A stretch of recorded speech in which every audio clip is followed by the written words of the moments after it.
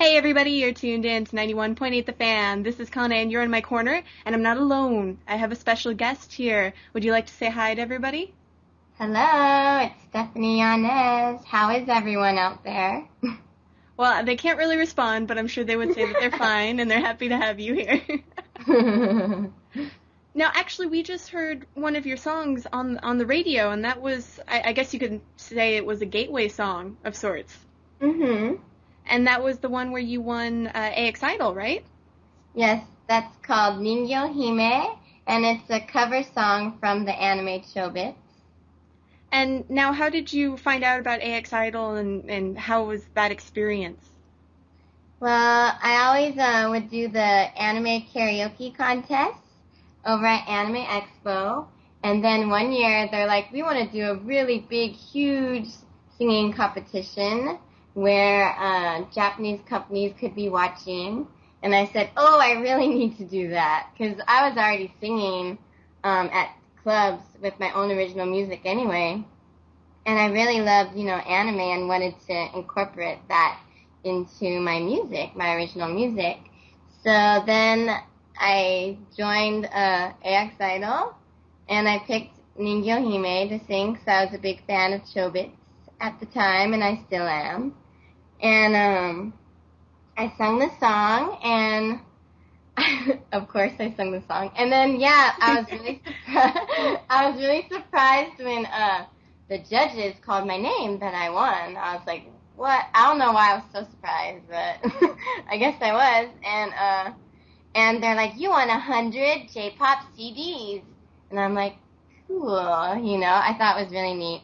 And then a couple days after, I was walking in the dealer's hall at Anime Expo, and Jenny came up to me, and they're like, we want to work with you somehow. We don't know how or when, but we would like to work with you. And I was just like, oh, yeah, I've heard this before.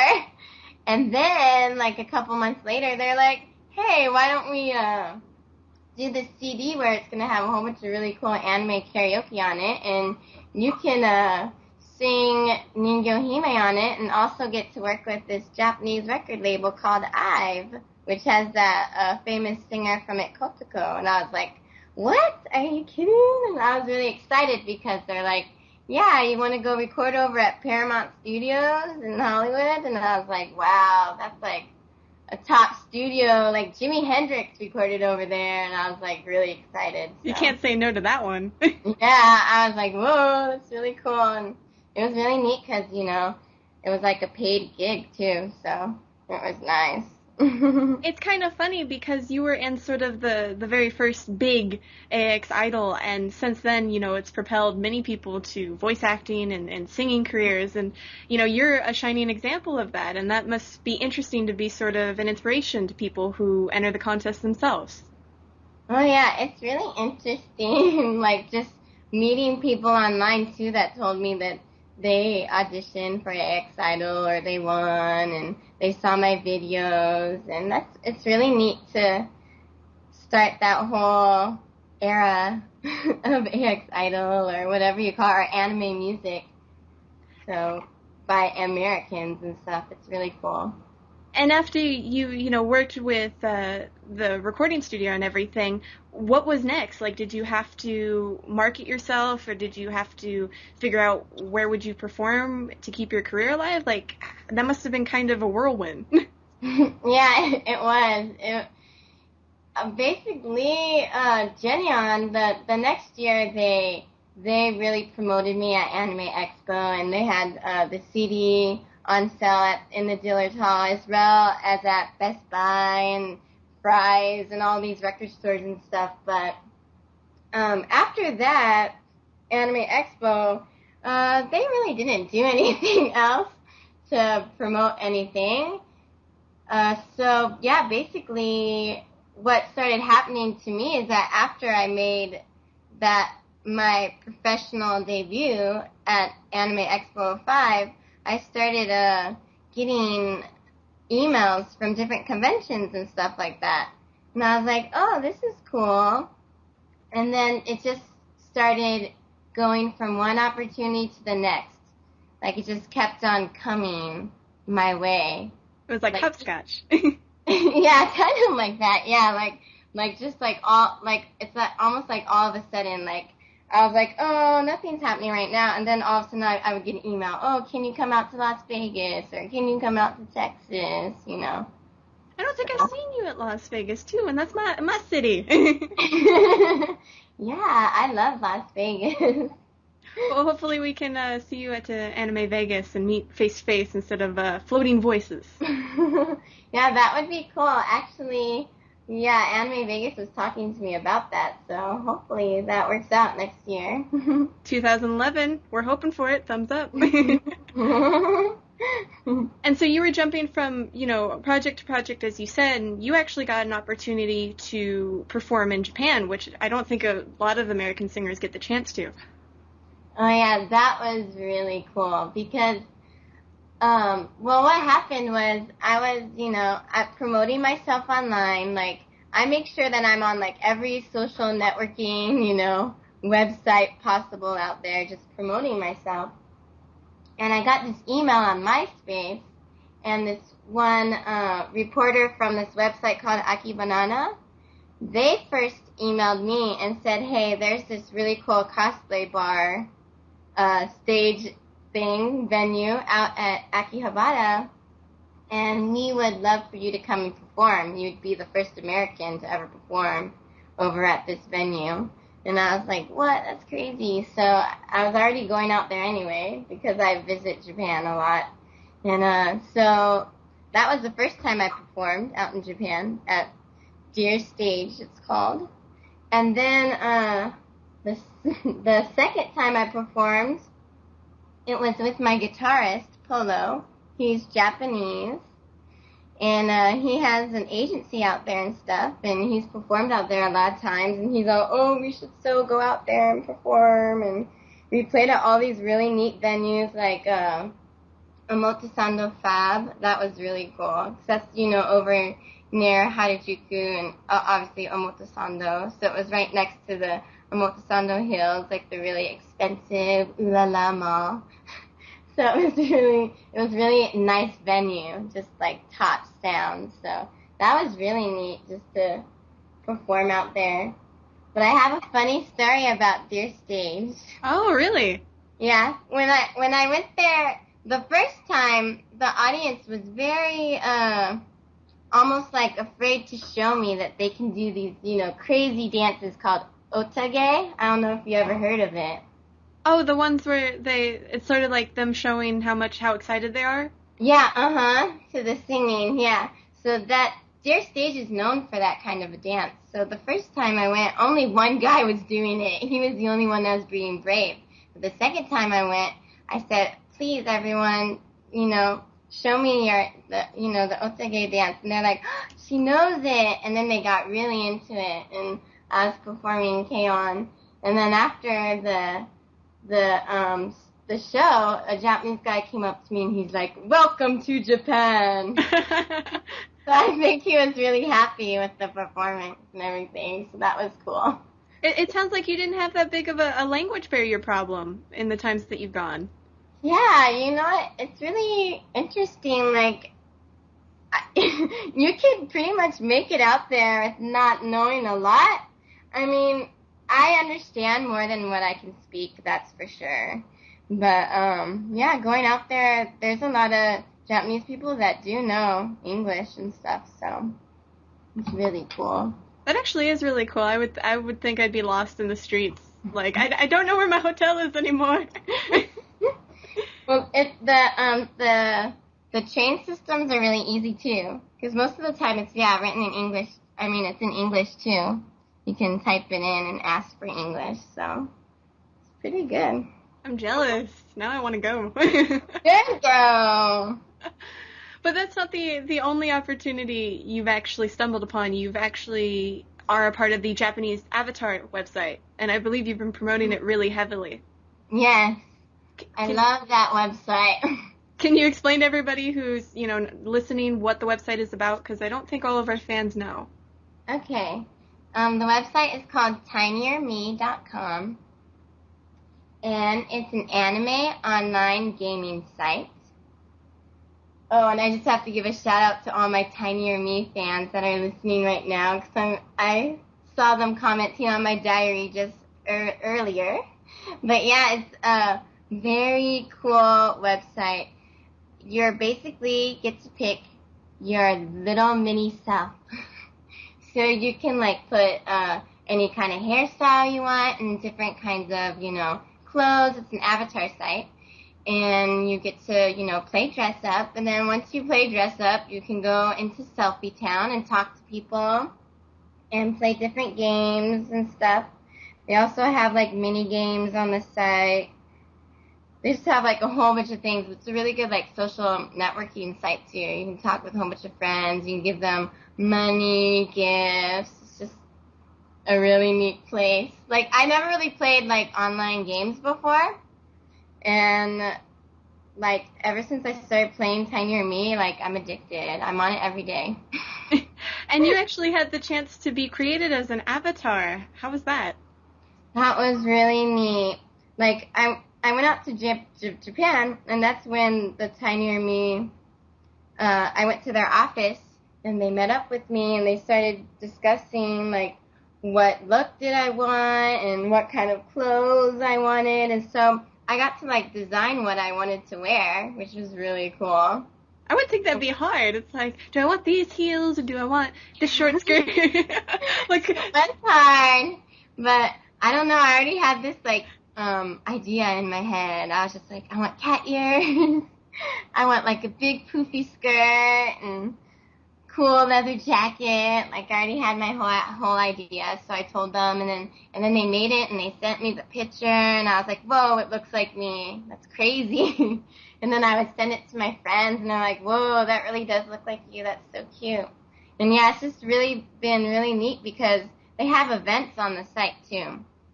And they had a Stephanie's concert event, and Sakura Wonderland, my song, was featured on the website, which was really cool. And so people could basically go into Selfie Town and listen to my song like all day long, which a lot of people said they did, so I was like totally honored. Oh, that's actually your latest release. I saw the music video for that. Mm-hmm. Yeah, I just released my songs on iTunes. I just released my new EP, Sakura Wonderland EP. That must be actually really fun to, sort of take an environment for a music video and just go crazy with all your ideas and goofy outfits. Yeah, that was a lot of fun. I was just like jumping up and down and dancing and goofy and stuff. Yeah, I like to be goofy, so. Well, that shows your fans that, you have a childish side. Yes, I very much do. Now, I'm curious, is there anything, that you haven't done in terms of singing that you would like to do, like a goal that you have next?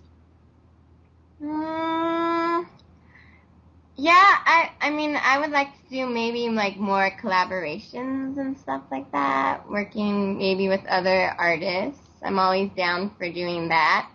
And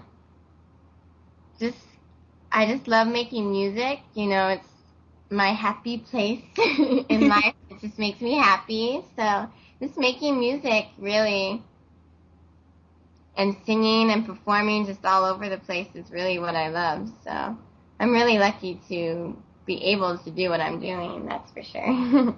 Well, awesome. I think we're going to take a little short break, and we're going to let the listeners hear some of the things that you love with one of your latest songs. Sounds like plan? That sounds awesome. All right, so keep it tuned to 91.8 The Fan. We'll still be here. We will. You need to cry. Let's brainstorm. I could hit you over the head with a wrench, or I could stab you in the gut with the knife. Knife wrench! Practical and safe. Are you tired of crappy ideas that don't work? So are we. So we invented 918 The Fan. 918 The Fan. Everything you want to hear, nothing you don't. Knife wrench! For kids. Hey everybody, we're back to 91.8 The Fan. Scaring people is what I do, so surprise, we're back. I did want to say we were talking in the background where you guys couldn't listen, about your documentary, and you said you wanted to mention that on air. Yeah, because it was such a cool experience. So basically I was on TV. I was on Comcast On Demand on Anime Selects. and they did this really cool documentary of me where basically they put me in like all this like funny different experiences out in Japan. Like I had snake ice cream. I went. I didn't even know that existed. Yeah, it does in Japan. And I went in like this really scary like Japanese haunted house. I dressed up as a geisha. I did cosplaying. I cosplayed as Ayanami Ure out in Shibuya. I just did like all this like crazy funny stuff. Went to like an onsen, like a spa. But that was like a really neat documentary, and I'm uploading that documentary right now on my YouTube, youtube.com/AXIdolSteph. And that show had a lot of laughs, I'm sure. But I have yeah. I have to ask, was snake ice cream any good? You know what's so weird is that to me it tasted like peanuts. I don't know why.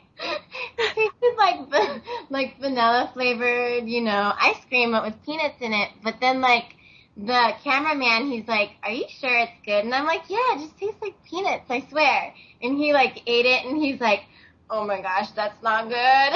And he like started like freaking out, and we like videotaped it too, so it's like on that episode of the documentary, so it's really funny. But afterwards he's like, "Can I have some gum? Do you have any gum?" And he was just like freaking out. I'm like, "What's wrong with you?" Ben and Jerry's new ice cream product coming up this fall. That actually sounds hilarious, and I'm sure a lot of people will get a kick out of those sort of shows. I think they're a pretty big hit too. Yeah, a lot of people liked it. Like I got so many emails saying like, "Oh, I relate to you so much, and you're just so silly," and then I got a lot of emails where they're like, "Man, she's a ditz," and I'm like, "Whatever." I was having fun. I didn't care what I looked like in the video. And that's definitely a good attitude to have, especially with people on the internet and the way some people can be. Yeah. You need like a steel skin. Yeah, that's for sure. But for, any performances or anything coming up, is there anything else that you want to plug that you want people to know about for sure? Yeah. Well, this week actually, on Saturday and Sunday, I'm going to be at NYAF, the New York Anime Festival. And I'm going to be cosplaying at the Tiny Your Me booth. And I'm going to be, cosplaying as my avatar. So I'm cosplaying as myself. Kind of funny to say. And I'm going to be passing out flyers and stuff like that. And then October 28th, I'm performing at Tune in Tokyo's second anniversary show in Little Tokyo. And there's going to be all these performers performing, but I'm not supposed to say any of the names yet because it's secret. Oh, secrets, no. We hate them. And then November 6th, I'm performing at the Geeks Comic Book Store in Whittier, in California, and LA. And I'm performing at this event called Sweet Plus Evil Art Show by the Agmat Comics. And that's going to be a really neat event because there's going to be cosplay and dressing up and sweet and evil gothic styles. So, yeah, I have a lot of stuff coming up. Well, that's good, though. That means, more connections, more people to meet, more fans to please, etc., etc. Yeah, it's going to be a lot of fun, all those events. I'm excited.